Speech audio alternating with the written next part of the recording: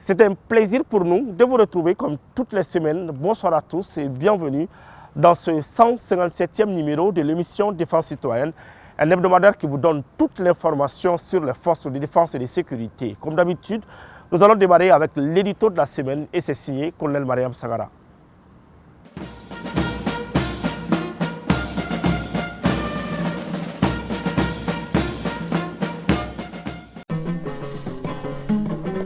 Donongora kafira sanga bonana wulu bisame ningara jayo dolinye ha chafali ibora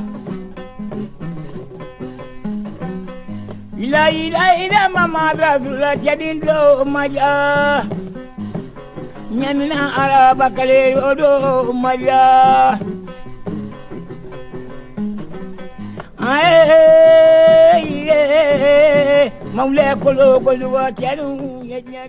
L'AES acte sa présence au concert des nations, excepté la propagande internationale qu'enflamment les réseaux sociaux. La voie est dégagée et même balayée pour la prospérité de notre espace AES. Restons calmes et sereins pour asseoir une AES stable, souveraine, sécurisée et confiante. Nos hommes et femmes, jour après jour, se battent pour instaurer la stabilité dans la zone AES. Les prédateurs ne démordent pas. Ils se lancent éperdument dans le métier de vendeur du négationnisme contre la Confédération. Engagés dans la traîtrise, le mensonge, les commérages, le sabotage, les impérialistes se servent de certains médias sans ligne éditoriale pour imposer à l'opinion publique des comportements aberrants sans lendemain. Peuple de l'AES, vous avez su garder le cap dans la tempête.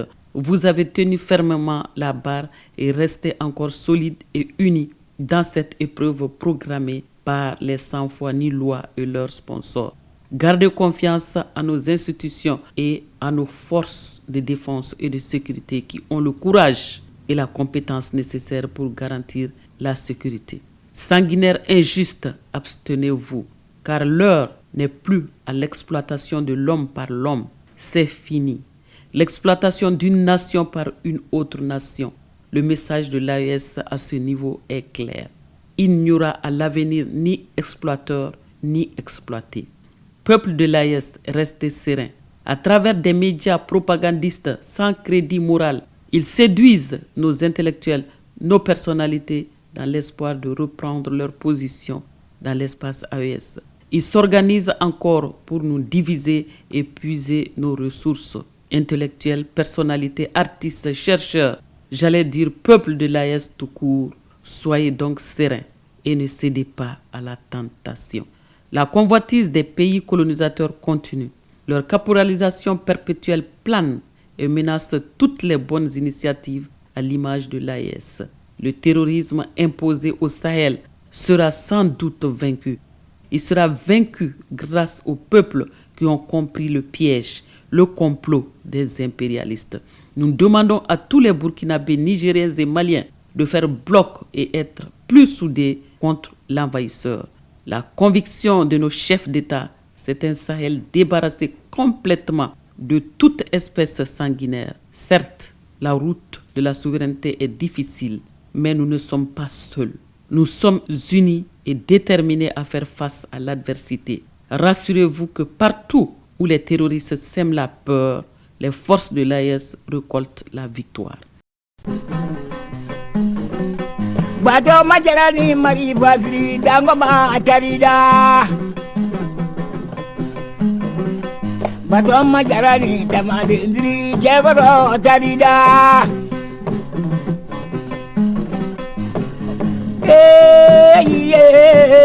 Maule kolo koluwa jalu menyoanye sajara sabawu la yamaye.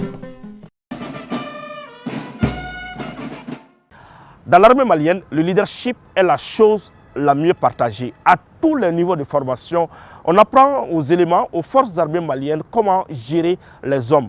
On les apprend surtout à inspirer leurs hommes. Voilà pourquoi le chef d'état-major général des armées, le général de division Oumar Diarra, s'est entretenu avec les futurs commandants d'unité. Une rencontre suivie par notre reporter, le sergent Safiatou Sanogo. Édifier les hommes, partager avec eux son expertise et ses expériences est une vision stratégique du chef d'état-major général des armées, le général de division Oumar Diarra. En tant que chef opérationnel, ces directives sont essentielles pour garantir l'efficacité des forces armées et la réussite des missions régaliennes. Les conseils aux futurs commandants d'unité. Il faut être vigilant, le don de soi pour combler les attentes du peuple malien. Il faut jouer son rôle à son niveau pour déjouer les attaques infligées de lourdes pertes à l'ennemi. Quand on voit que ces terroristes-là viennent nous attaquer à présent parce qu'ils pensent que s'ils nous attaquent, là, ils vont nous faire du mal. Mais chaque fois quand ils attaquent, quand on les inflige une lourde perte là, avant d'attaquer, ils vont réfléchir avant de venir, n'est-ce pas? La troisième promotion du cours des futurs commandants d'unité est ainsi en charge de la formation, de l'entraînement et de l'instruction de leurs subordonnés. Donc il faut te préparer à faire la guerre. Et le seul rempart, c'est l'armée. Jouez pleinement votre rôle. Et ça ne peut pas aller vraiment sans que vous ayez un mental fort avec vos hommes. Il n'y a pas de miracle dans la guerre. Un commandant de compagnie, c'est quoi? C'est entraîner ses hommes. Que tu sois en caserne ou bien sur le théâtre, tu dois instruire tes hommes. Prenez toutes les dispositions. Tu dois être imaginatif. Donc la formation, l'instruction et l'entraînement doivent être votre credo. Les cadres suffisamment outillés appliqueront à la lettre les orientations données par le chef d'état-major général des armées. Le cours des futurs commandants d'unité a pour la première fois reçu les officiers de l'Alliance des États du Sahel. Nos frères du Burkina et du Niger qui sont là. C'est la bonne occasion vraiment de tisser de très bonnes relations entre vous. Désormais, le destin de ces pays-là est cousu avec les avancées sur lesquelles nous sommes aujourd'hui. Le politique, c'est approprié. Nous, les militaires, il faut que nous approprions ça. Et le combat, là, ça va être collectif. On arrive à faire des opérations ensemble. Donc, c'est ça. Il n'y a pas d'autre projet dans l'AIS, c'est de défendre les intérêts du peuple sahélien. Et les forces armées de sécurité doivent jouer leur rôle dans ça. Parce que le leader, c'est ça. À chaque fois qu'une formation rentre à l'école d'application et de perfectionnement des officiers, avant leur sortie, le commandement vient au proche de ces hommes pour leur inculquer les visions, les directives du commandement à suivre sur les théâtres d'opération, ainsi en organique aussi. À l'endroit de cette troisième promotion du cours des futurs commandants d'unité, on attend beaucoup d'eux. Cette conférence traditionnelle constituerait un socle permettant à ces cadres de poursuivre leur mission avec rigueur et détermination.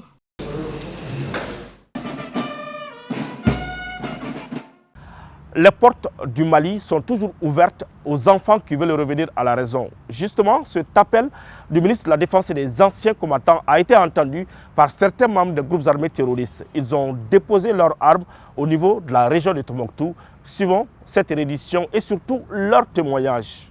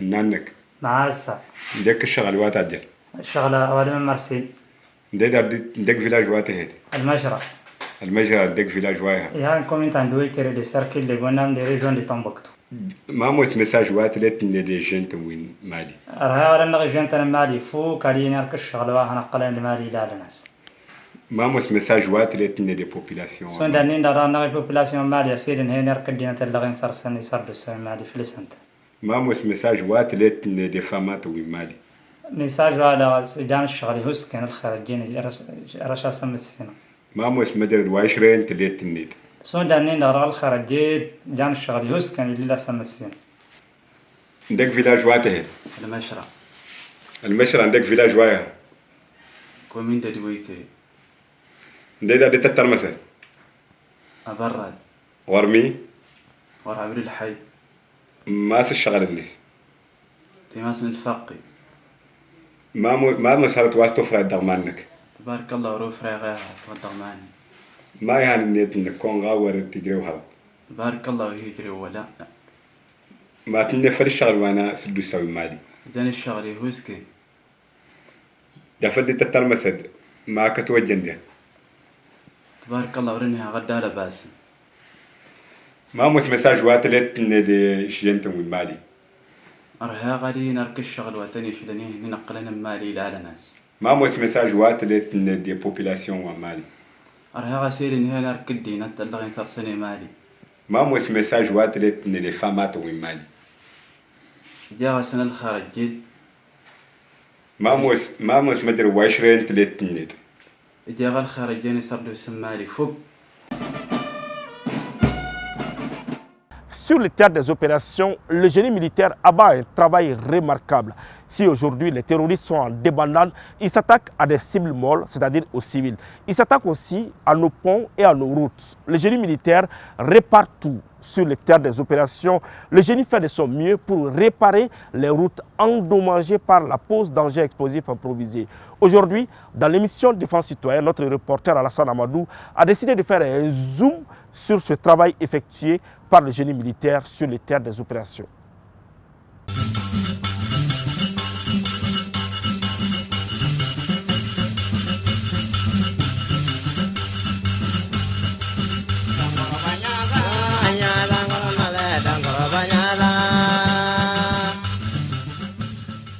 L'une des missions principales du génie militaire est la réparation des infrastructures conformément à son célèbre slogan « Construire, parfois détruire, toujours servir ». Sur les terrains, les hommes du général Faraban Sangaré sont activement déployés sur l'ensemble du territoire national, poursuivant leur engagement sans relâche. Dans la zone de Sévaré, ils ont récemment restauré les ponts de Yawakanda gravement endommagés par des groupes armés terroristes. Cette intervention a permis de rétablir une circulation sûre et rapide dans la région. Après la réparation du pont, le génie militaire, en tant qu'arme d'aménagement du terrain, a pris en charge les nids de poules créés par des engins explosifs improvisés sur la route de Bandiagara. Les équipes ont minutieusement traité ces zones dangereuses, assurant ainsi une circulation sécurisée pour les civils et les forces armées.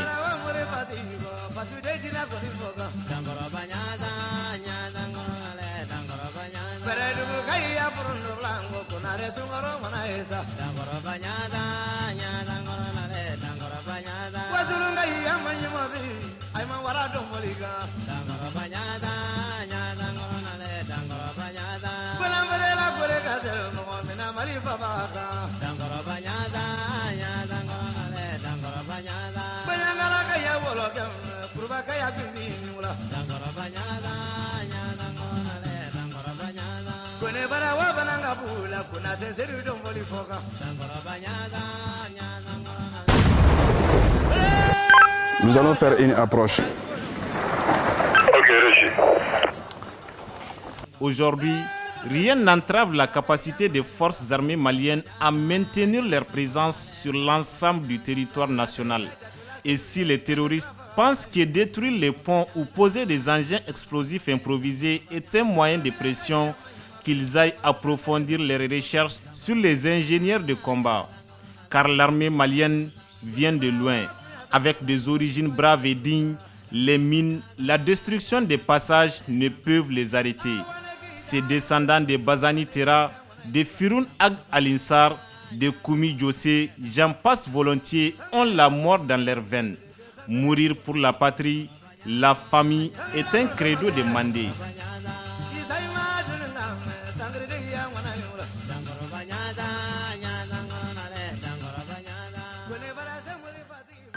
Trois, deux, un, feu!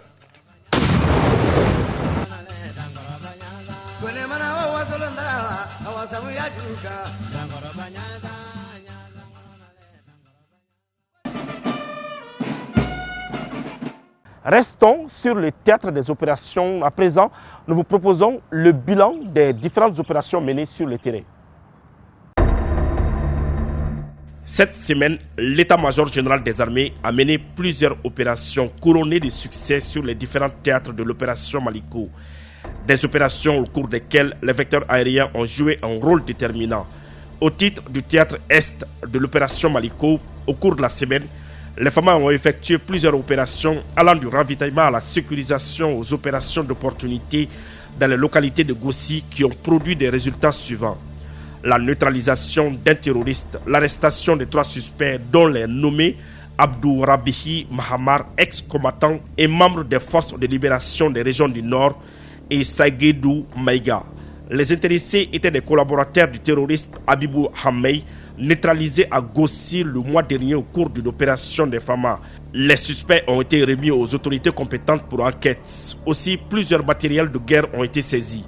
À Menaka, à la suite des patrouilles dans le secteur de Inraban et Inekar, les FAMA ont détruit une base de groupes armés terroristes, neutralisé 3 terroristes et récupéré des matériels de communication. Au cours d'une mission entre Bourem et Ber, les FAMA ont neutralisé un terroriste, récupéré un véhicule abandonné et une arme. À Ansongo, 2 complices des groupes armés terroristes ont été interpellés. Le premier, un personnel de santé du CESCOM d'Ansongo. L'intéressé est suspecté de fournir des médicaments et soins clandestins aux groupes armés terroristes dans la localité d'Indeliman. À la suite de perquisitions à son domicile, plusieurs effets compromettants ont été saisis. Le second serait responsable de l'embuscade contre les FAMA dans la localité de Tabango. Tous sont remis aux autorités compétentes pour les investigations. À Gao, dans le cadre de la sécurisation des axes routiers sur la route nationale numéro 19 à 15 km de Afelalao, les FAMA ont neutralisé un terroriste, interpellé un autre et saisi des équipements. Le suspect a été remis aux autorités compétentes.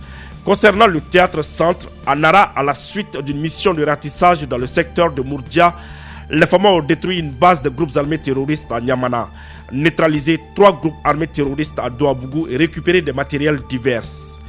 Dans le fuseau de Molodo, les FAMA ont neutralisé 2 groupes armés terroristes et récupéré du matériel de communication lors d'une mission de reconnaissance offensive à Bakayouare.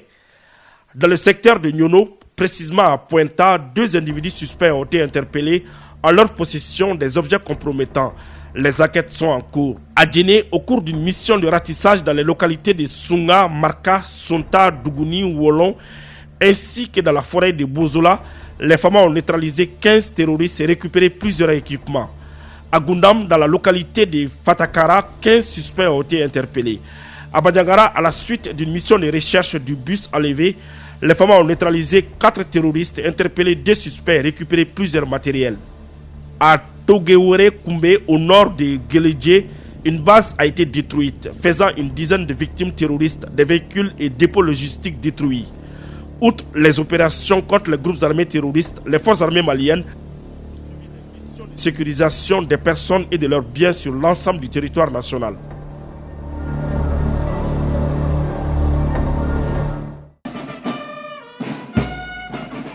Les Maliens soutiennent leur armée, qu'ils soient de l'intérieur ou de l'extérieur du pays. Chacun à sa manière apporte son aide aux forces de défense et de sécurité dans la lutte contre le terrorisme. La preuve, AIS, Confédération Diaspora, France et Europe vient de remettre une somme symbolique au chef d'état-major général des armées en guise de leur appui aux FAMA dans la lutte contre le terrorisme. Suivons la cérémonie de remise. La Confédération Diaspora France-Europe vient d'apporter sa contribution à l'effort de guerre pour le soutien aux forces armées maliennes. 2 600 000 francs CFA, c'est la somme récoltée par les patriotes des pays de l'Alliance des États du Sahel et d'autres ressortissants du continent africain. Ce don a été mobilisé par la diaspora lors d'une manifestation à la place de la Nation à Paris. Et spontanément, on a organisé la récolte des siphons pour donner à nos forces armées. Et du coup, on a récolté une somme conséquente. Donc on a décidé de venir remettre ces montants au chef-major général des armées, le général Oumar Diarra. Elle s'est donnée comme mission d'accompagner et de sensibiliser les peuples sur les décisions prises et les actions menées par les dirigeants de l'AES.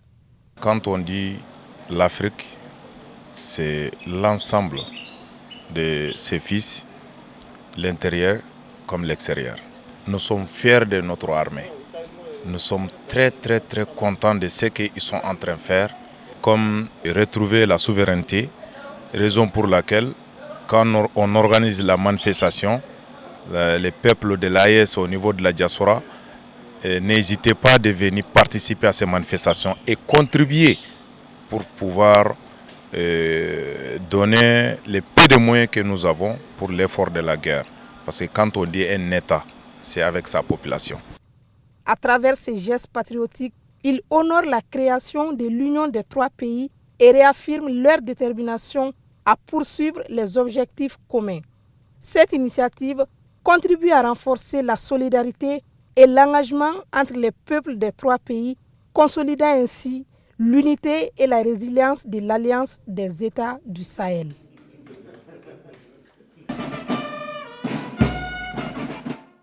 À présent, suivons la cérémonie de clôture des travaux du séminaire de renforcement des capacités à l'endroit de la 46e promotion de l'école militaire interarmes de Koulikoro.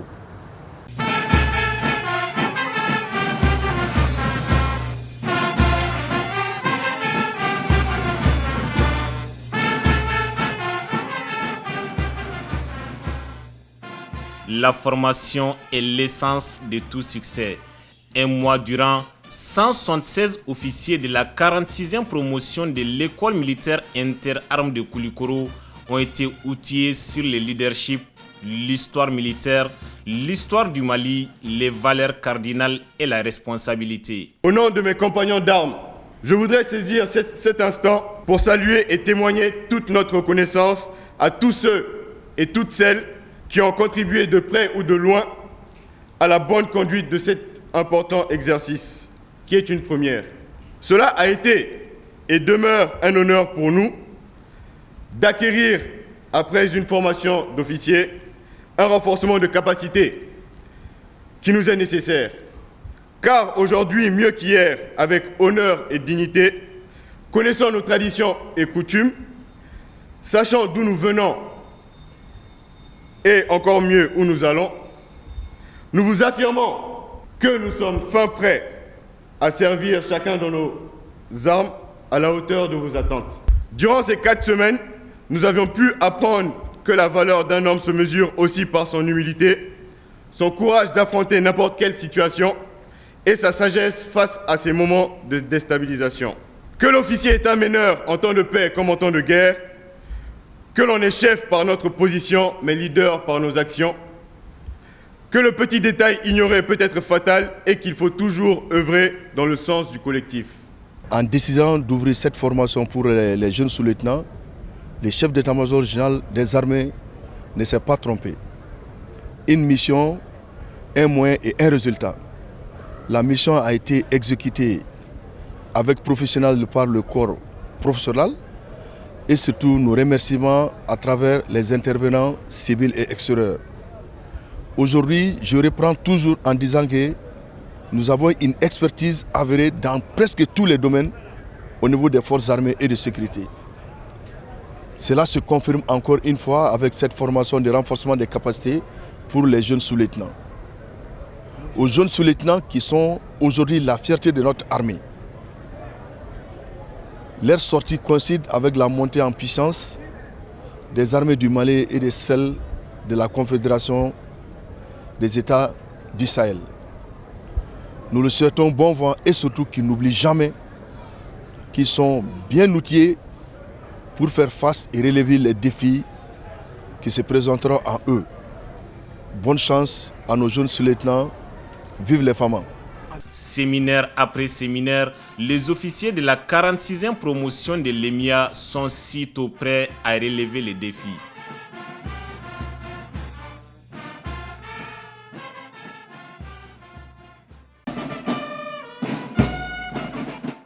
L'opération Yerako 2 a été un franc succès sur le terrain.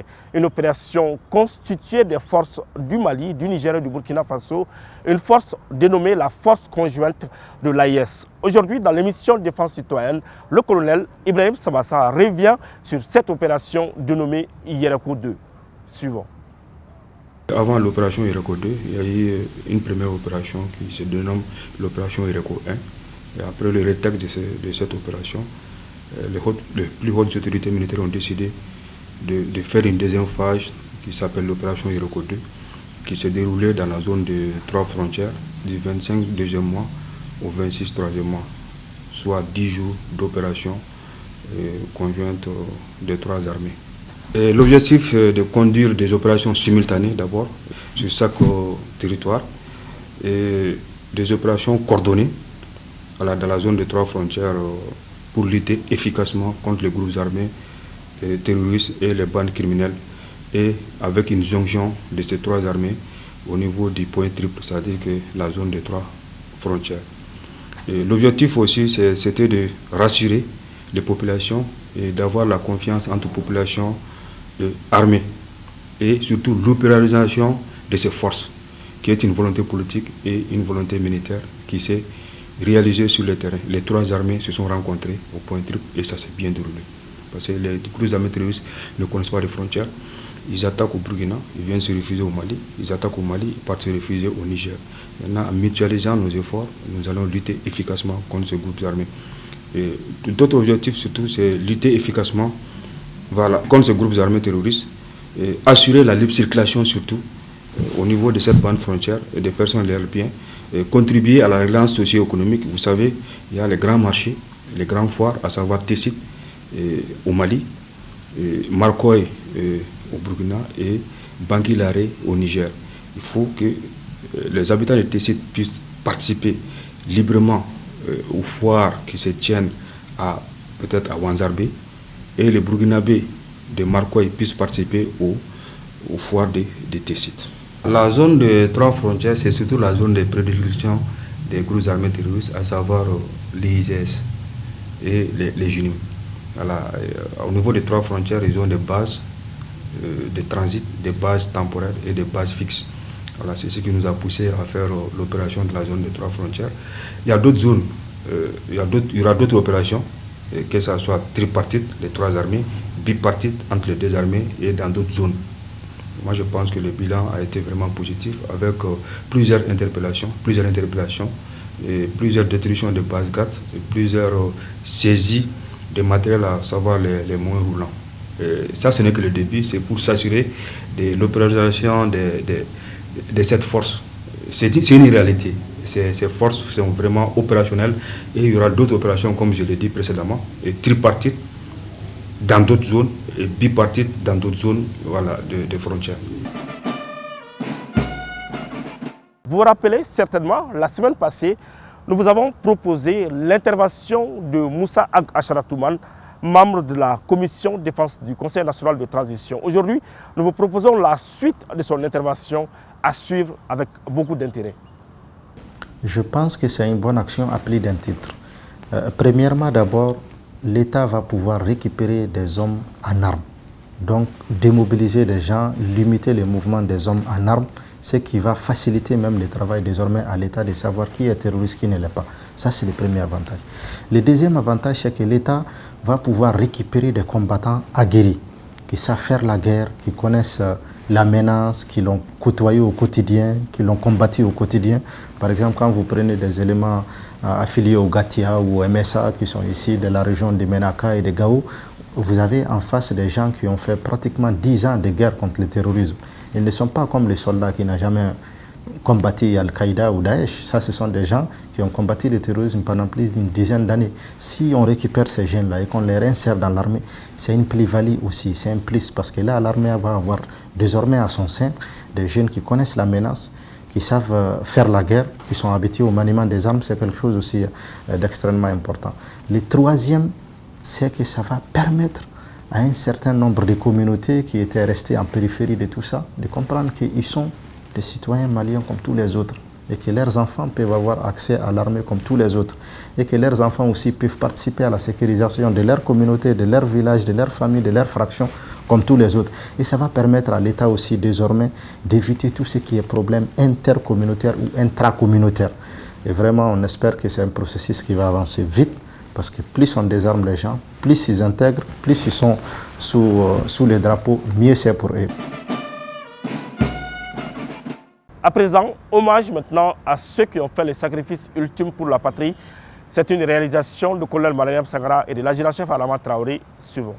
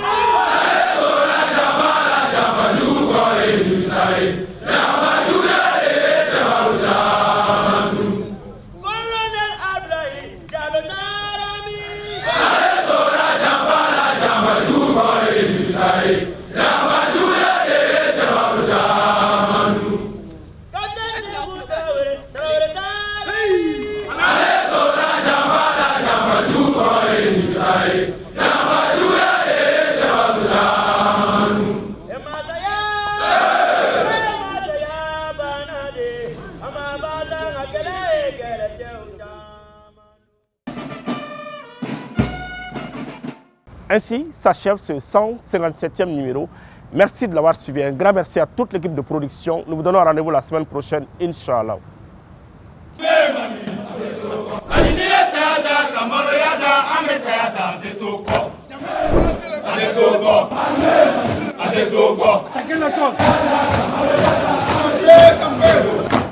Mali, Mali, Mali,